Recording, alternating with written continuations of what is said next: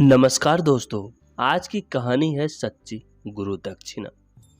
प्राचीन काल की बात है। एक गुरुजी अपने आश्रम को लेकर बहुत चिंतित थे।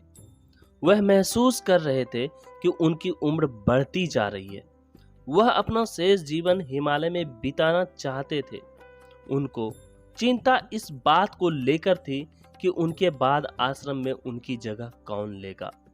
वे तय नहीं कर पा रहे थे कि उनका कौन सा शिष्य ऐसा है जो आश्रम को ठीक से संचालित करेगा।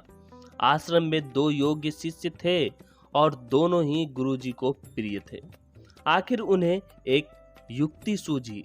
उन्होंने दोनों को बुलाया और कहा, मैं तीर्थ यात्रा पर जा रहा हूँ। मेरे पास ये 2 मुट्ठी गेहूं है। मैं तुम दोनों को एक एक मुट्ठी गेहूं दे रहा हूँ।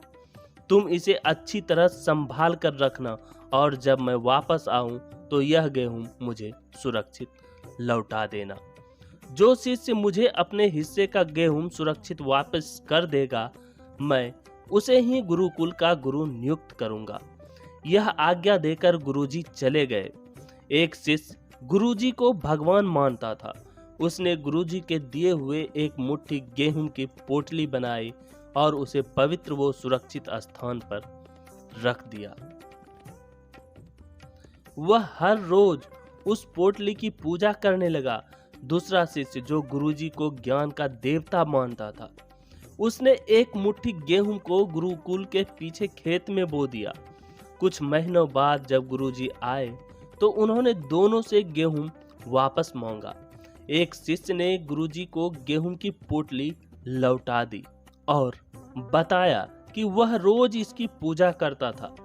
गुरुजी ने देखा पोटली में गेहूं सड़ चुके हैं और अब वे किसी काम के नहीं रहे। दूसरा शिष्य गुरुजी को आश्रम के पीछे ले गया और गेहूं की लहलहाती फसल दिखाकर कहा, मुझे क्षमा करें गुरुजी, जो गेहूं आप दे गए थे उन्हें मैं अभी नहीं दे सकता। गेहूं की लहलहाती फसल देखकर गुरुजी का चित्त प्रसन्न हो गया। उन्होंने कहा कि जो शिष्य गुरु के ज्ञान को फैलाता है वही श्रेष्ठ पात्र है। सच्ची गुरु दक्षिणा का वास्तविक अर्थ गुरु के ज्ञान का प्रसार है। उन्होंने दूसरे शिष्य को आश्रम का कार्यभार संभालने के लिए कहा। इसके बाद गुरुजी हिमालय की तरफ चले गए। धन्यवाद दोस्तों।